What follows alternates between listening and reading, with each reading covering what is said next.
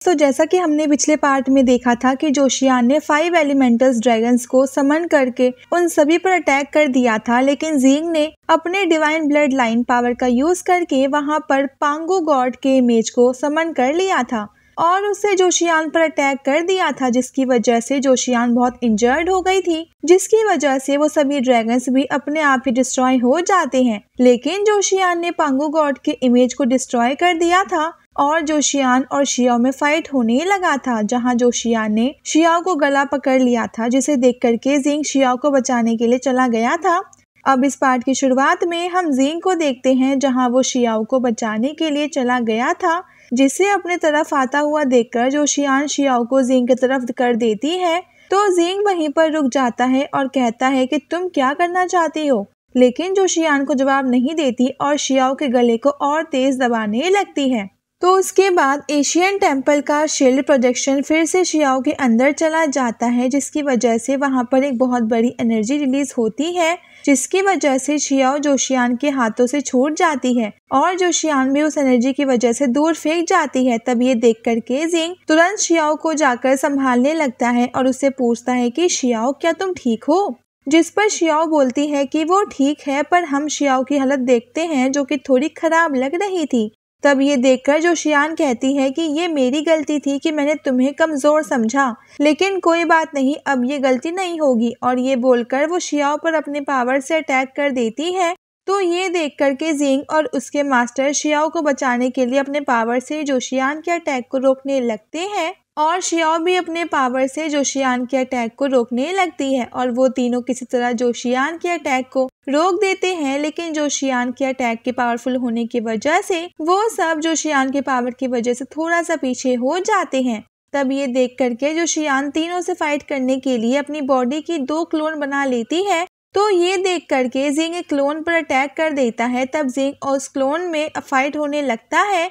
और जोशियान वो खुद शियाओ पर अपने पावर से अटैक कर देती है, लेकिन शियाओ एशियन टेम्पल के पावर का यूज कर उसके अटैक को रोक देती है और ज़िंग के मास्टर और जोशियान के क्लोन के बीच भी फाइट स्टार्ट हो गया था और ज़िंग जोशियान के क्लोन को काफी अच्छी टक्कर दे रहा था और ज़िंग के अटैक की वजह से जोशियान की क्लोन पीछे की ओर फेंक जाती है, पर ज़िंग नहीं रुकता है और तुरंत अपने स्वॉर्ड का यूज करके जोशियान के क्लोन को डिस्ट्रॉय कर देता है। और दूसरी तरफ ज़िंग के मास्टर भी जोशियान के क्लोन को अपने थंडर पावर से अटैक कर डिस्ट्रॉय कर देते हैं और दूसरी साइड शियाओ अपने आसपास के एनर्जी को एब्जॉर्व करके उसका यूज करके उस एशियन टेम्पल से जोशियान पर अटैक कर देती है, जिससे जोशियान नहीं रोक पाती है। तब वो तीनों एक पास आकर वो खड़े हो जाते हैं और जोशियान की तरफ देखने लगते हैं। तब हम जोशियान को देखते हैं जिसके अंदर से बहुत रेड ऑरा निकल रहा था और उसकी आंखें भी रेड हो चुकी थी और वो बहुत गुस्सा भी हो गई थी और वो उन तीनों से कहती है कि तुम सब ने मुझे बहुत गुस्सा दिला दिया है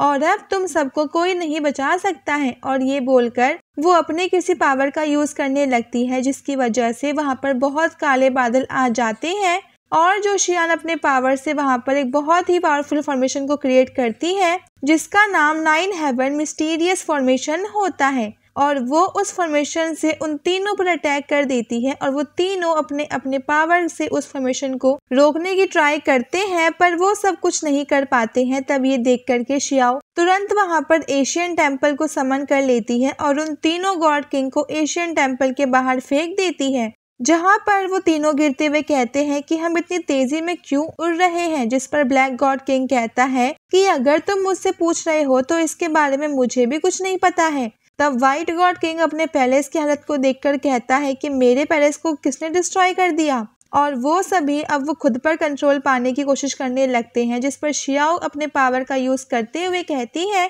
कि अब जब तुम सब इस एशियन टेम्पल के वेपन स्पिरिट बन ही गए हो तो तुम सब मुझसे कैसे बच सकते हो। और ये बोल करके शियाओ अपने पावर से उन सभी को यूज कर जोशियान पर अटैक कर देती है, जहां ब्लैक गॉड किंग जोशियान के किक की वजह से दूर फेंक जाता है। और जब शैडो गॉड किंग जोशियान पर अटैक करने वाला था तो जोशियान सिर्फ अपनी एनर्जी से ही शैडो गॉड किंग को दूर कर देती है और व्हाइट गॉड किंग को तो वो एक थप्पड़ मारकर पीछे कर देती है, जिस पर व्हाइट गॉड किंग अपने गाल को पकड़कर मुंह बना लेता है और कहने लगता है कि मैंने पहले से बहुत ज्यादा पीटा जा चुका हूँ, तो फिर मुझे फिर क्यों पीटा जा रहा है। लेकिन शियाओ फिर से अपने पावर से उन सब का यूज कर जोशियान पर अटैक कर देती है। तब जोशियान के अटैक की वजह से ब्लैक गॉड किंग और शैडो किंग दूर फेंक जाते हैं और व्हाइट गॉड किंग तो वो खुद को रोकने की बहुत कोशिश कर रहे थे, लेकिन वो जोशियान की तरफ खींचा जाता है। लेकिन जोशियान फिर से एक वो किक कर उससे दूर फेंक देती है, पर इससे मौके का फायदा उठाकर शियाओ तुरंत जोशियान पर अटैक कर देती है, जिसकी वजह से वो शियाओ को नहीं रोक पाती है